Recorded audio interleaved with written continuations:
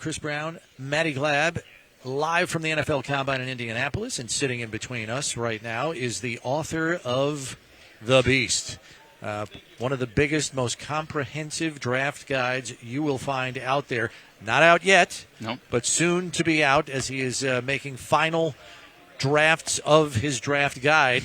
What are we thinking, mid-March or late March? I wish. Early April is always Early the April, goal. okay. Yeah. Give fans a couple weeks before the draft to hopefully digest as much as possible. I think it's by design. You create a big appetite for it with the Beast because people Right. are like, "What? Is it out yet? Is it out yet?" I need it. You have to get all the pro day information in there, and so the pro days Right. are in Those March, are late. and Yep. so as extensive as it is, it can't have any missing data points. Yes. And so having all the pro days. You're a perfectionist. I know, Yeah. Dane. Yes, you know me well, exactly. Okay. So, go ahead, Maddie. Speaking of those data points, what do you get out of the NFL Scouting Combine? You were listening in on interviews today. Right. I think that this is a fact-finding mission, really, at the Combine. It's about the context. It's about filling in those last 5 to 7% of the profiles that we're missing, whether it's it could be something athletic testing, it could be the interviews, it could be some of the medical information. There's something to be gained by for all these players at each one of the. It could be verified measurements, understanding exactly how long those arms are, whatever it may be. But there's something at every position that I can get out of this, and I'm looking forward to tomorrow when the workouts start. Sitting down, being able to watch these guys work out one after the other. And for me, it's great for a reference point because you're having these guys work out one after the other, so you have an immediate frame of reference that, okay, he can move a little more better this way, and how does that translate to the field? So I think Combine gets a bad rap, underwear Olympics and things like that, but legendary scout C.O. Bricado, who was one of my mentors, told me early on, if you don't value the Combine, you just don't know how to use it. And so I think there's a lot of things to be learned from this week. Give us your overarching thoughts on this draft class, because the things we are hearing are strong on the defensive side of the ball. We know it's a weak quarterback class. That probably only adds to the fact that it probably leans heavily towards the defensive side of the ball. But where through the draft is that tipping point where it really favors defense, and we could see like 20 out of 35 picks go defense at some stretches? Yeah, I think that the first round, second round, it's going to be light on quarterback, light on running back. I've never seen it light at both spots before. Sometimes we're light at one, but not both. For example, you have to go back to 1985, the last time we had fewer than 10 combined at those two positions drafted in the top 100. I only have 6 combined right now. And 3 running backs, 3 quarterbacks. Now maybe, a couple more sneak in there because guys get overvalued and overdrafted. But that's just kind of an example of how light it is at those two positions. But we're going to see plenty of offensive linemen drafted, plenty of wide receivers drafted. It's a pretty deep group of tight ends. But for the most part, edge rushers, linebackers, corners, those guys are going to fly off the board. Every draft has its own identity, its own theme. One of the themes of this draft is, especially in the top 15, just draft good football players. We can get caught up in chasing the traits and focusing on upside more so than what the tape tells us. When you're talking about a safety in the top 10, a running back in the top 10, an off-ball linebacker like Sonny Styles, Ioane, the guard from Penn State, is one of the best players in this draft. When you're talking about those types of players at those positions, just draft the good players. At the bottom line, that's what's going to make your team better. One thing Brandon Bean told us yesterday is the most important thing to me is to figure out who loves football as much as possible, and that's really important to identify here at the Scouting Combine. With the new head coach here in Buffalo and Joe Brady, the Bills hired Jim Leonard as their defensive coordinator. They'll shift schemes from 4-3 to 3-4. You mentioned those edge rushers, the defensive line class, as well as the linebackers. Who are some players that you've really fallen in love with in the scouting process? At any position, or just edge rushers, or any of them that stand out to you? Yeah, I think that talking about some of those guys, especially in that late first round area, like Omar Cooper Jr. from Indiana would definitely be one that just I love the way he plays, the attitude he plays with. Both his parents were big-time basketball players, and so he grew up playing basketball, and you can kind of see that at the catch point. The ball skills are fantastic, but his toughness at the catch point and then after the catch is fantastic. And so he was a slot receiver in college, although I don't think he's only a slot receiver. He can play on the outside if you want him to. So Omar Cooper Jr. definitely falls in that category. He was a big part of why Indiana won the national title this year. I just stick with Indiana. D'Angelo Pons, the corner. The size is the size. He's going to be under 5'9". He's going to be under 30 inches in terms of arm length. But if you want a dog at corner, the way he competes every single play is outstanding. And he's a 100-meter champion, 100 meters in high school. So the speed shouldn't be an issue here at the Combine. He should test very well. But just the way he competes and the way he plays, it's hard not to really like him as a guy that can play inside or outside. Sometimes you want to move the smaller corners inside to nickel. I think he can play outside, even though there will be times where he has a clear disadvantage size-wise. But the way he plays, I think he can handle it. There's a good chance in free agency that the Bills are not going to be able, due to their cap constraints, to re-sign Connor McGovern or David Edwards, who could get upwards of $17 to $20 million a year. Yeah. The guard position has exploded in terms of value on the open market. So the Bills could be in line for some interior offensive line help. They have Alec Anderson and Cedric Van Pran-Granger in the pipeline there, but they're probably going to bring in some competition. You mentioned linemen are going to get drafted. That's probably mostly tackle early. What is the interior O-line value, in round 2, 3, 4? Because I'm looking at Farmer, Pregnon, Slaughter from Florida, Dunker from Iowa, Schroff from Notre Dame, Zune from A&M, Casey from Boise State. Are those guys capable? Because there are some that are long in the tooth there. Redshirt senior Slaughter can.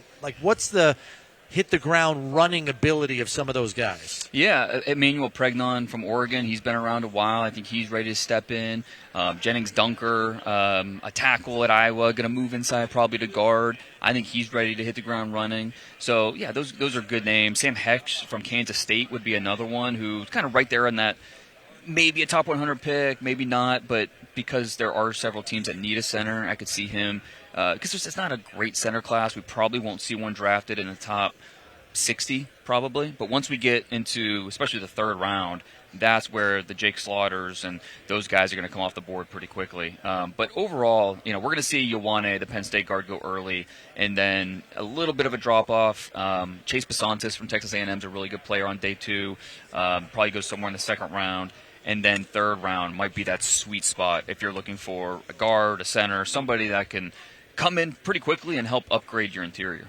I believe you have 17 wide receivers in your top 100. Yeah. A lot of wide receivers. You mentioned Omar Cooper Jr. Who are some other wide receivers who could be available late in the first round, possibly early in the second, too, if Buffalo chooses to trade back? Yeah, Casey Concepcion from Texas A&M, who is a playmaker with the ball in his hands. And so there are some drops, and you have to be okay with that. You hope that the focus drops get better.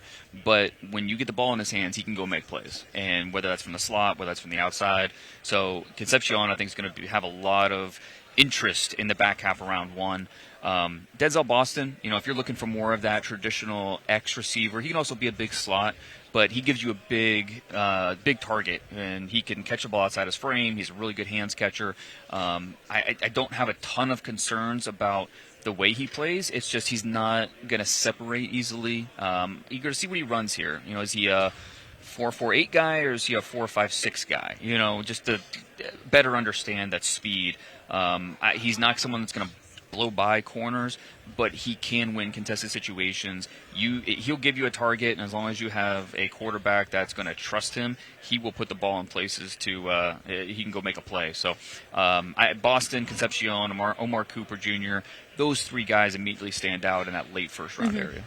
It looks the Bills could have some upheaval on the defensive side of the ball, switching schemes under Leonard, as Matt mentioned.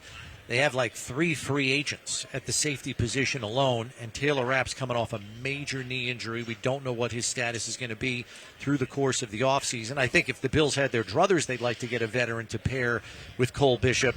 But if they can't, I'm kind of looking at, again, older players, which there are a lot of them in this draft, and I'm thinking of like redshirt seniors like Wheatley from Penn State, and then Keontae Scott, who might be more of a nickel hybrid safety type. So are there experienced guys, again, I'm much like the interior O-line, are there older players that have a high floor that may be able to challenge for, a starting role and maybe compete with a Jordan Hancock, for example? Yeah, no doubt. I think this is a good draft if you're looking for safeties, guys that have nickel flex. Keontae Scott's interesting because he's so good near the line of scrimmage. He's almost like a linebacker and a corner body, but he plays nickel. If you're really going to lean into that specific skill set, I think that'd be tremendous value there in the third round probably. A.J. Halsey from LSU, love the instincts. Zakee Wheatley, Penn State's a good name. Genesis Smith? Smith is interesting because if you want that true center field skill set, he's your guy. If they like Bishop up near the line, it seems. Right. Not that he can't play center field, but I think he's best up there, so they're probably looking for a center field. You just have to be okay with his tackling, and that's why we're talking about him as a third or fourth round pick and not a first or second round pick. A drag down guy, or if you're lucky. Oh wow, yeah, that might not fly. Well, and that's the tough part. Yeah, he will test how much you're willing to sacrifice the tackling for ball skills, range, the ability to make plays and coverage. And so, I think of like Kalen Bullock from the Texans. Oh yeah, I like him. That was his concern coming out of USC, and that's why he went like 77th or something in the draft. Was not a great tackler, but he could make some plays and coverage. And so that's what the type of safety we're talking about with Genesis Smith, which. It's not a disqualifier, but it does bring up some interesting conversations. Pause, yeah. You mentioned the edge rusher class and the linebacker class having depth this year. Who are some of the most versatile edge rushers and linebackers? I think, Zion Young from Missouri, he sets a hard edge, but he can also, he wants to go through you as a pass rusher, and a lot of times he can do that. TJ Parker, Clemson, another one who likes to use that full extension and then work off of that. I think he would make sense in that late first, early second round range. You mentioned 17 receivers, 16 edge rushers in my top 100. So, and honestly, there were 3 or 4 I hated leaving out that could absolutely make a case to be in there. So this is a draft where. Are you looking for speed? Are you looking for power? Are you looking for more of an edge setter? You want someone that you are going to put in there on passing downs, on third downs. So depending on exactly the type of pass rusher you're looking for, I think this draft has a little bit of something for everybody. Taking that conversation a step further, as we know, Leonard 3-4. Right. He's probably looking for his Nick Bonitos and Jonathan Coopers, screamers off the edge. The problem here, Dane, is you got 18 teams in the NFL last season that did not have a double-digit pass rusher in terms of sacks.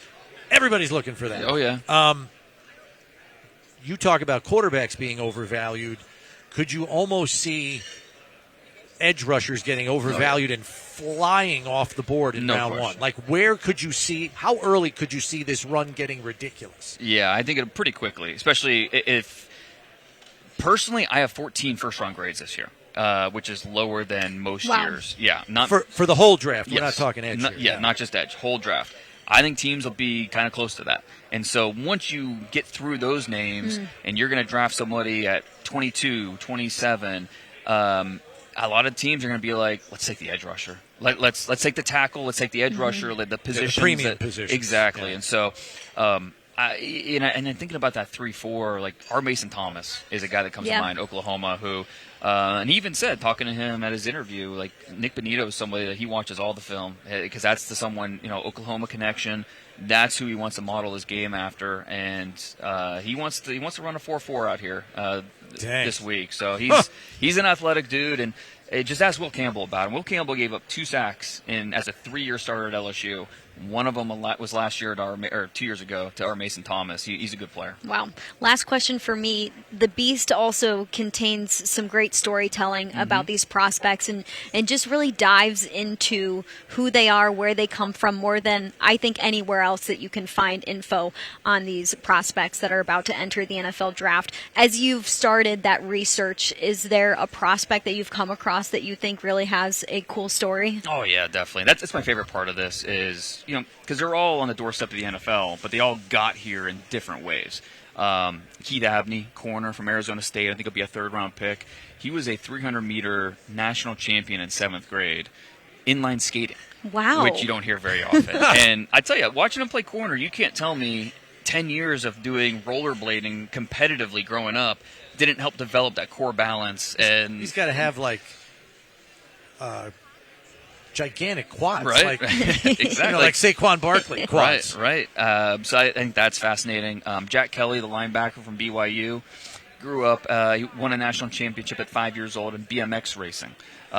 Didn't play football growing up because he didn't have any time. It was just BMX racing all the time. And so he got to high school.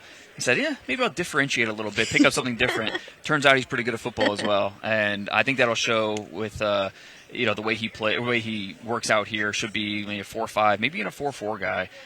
But yeah, Jack Kelly, a day 3 linebacker who is just a really good player. But yeah, the background of these guys. Brian Parker, one of those, talk about those centers in late round 3, early round 4. He's dating Tony Baselli's daughter, and so I earmark him for the Jaguars round 3, I guess. He's a good player. Set up the boyfriend and girlfriend living close to one another. You mentioned the corners. There's always a premium on tall, long corners outside. Sure. 2 names that I saw that seem to fit that measurable. Igbino's son from Ohio State, 6'2", 195. And then Devin Moore from Florida, 6'3", 198. Does their style of play match their length and size outside? Igbinosa, no question about it. You have to reel him back because he is so handsy and likes to use that length. The last 2 years, 16 coverage penalties. Ooh. But 12 of them were 2024. 4 of them this past year. Okay, so improvement. That's what you hope. That's what you're telling yourself when you're considering drafting him is, hey, we're trending in the right direction. Now, it's something that's always going to be part of his game, but how many coaches would love for that aggressiveness to be? Well, any coach would tell you they'd rather reel him back in than have to push him. Exactly. So I think that's why Igbinosa, especially after he tests here, he should be a good tester. He'll have 33-inch arms, and he should go out there and run a 4.4 no problem. So I expect him to go somewhere in the top 50. And Moore is interesting because he really only had 1 year of healthy tape this past year. So the durability factor is part of his story and projection and where you ultimately draft him. But if you keep him on the field, he's a good player. Dane, we appreciate the time as always. You're like a font of information. It's scary how much stuff you cram into that brain every year and then flush it out for the next year. Yep. So we appreciate your brain power because Lord knows I can't cram that many people in my head. Do you ever do anything with the beast of years past? Or do you kind of let it go and let it be? Well, no. I mean, I find myself going back to it all the time, especially like free agency. What was this guy 4 years ago coming out? What was his 40 time again? Or what was, so and I get that from fans all the time who. It's a reference guide. Exactly. Yeah. It really is a reference guide. It's a living document that you go back and reference all the time. So that's pretty cool that it's become that. Yeah. Dane, thanks again for the time. The Beast will be out in early to mid-April, so keep an eye out for that on theathletic.com. We'll take a break. Thanks very much, Dane. Anytime. Thanks, guys.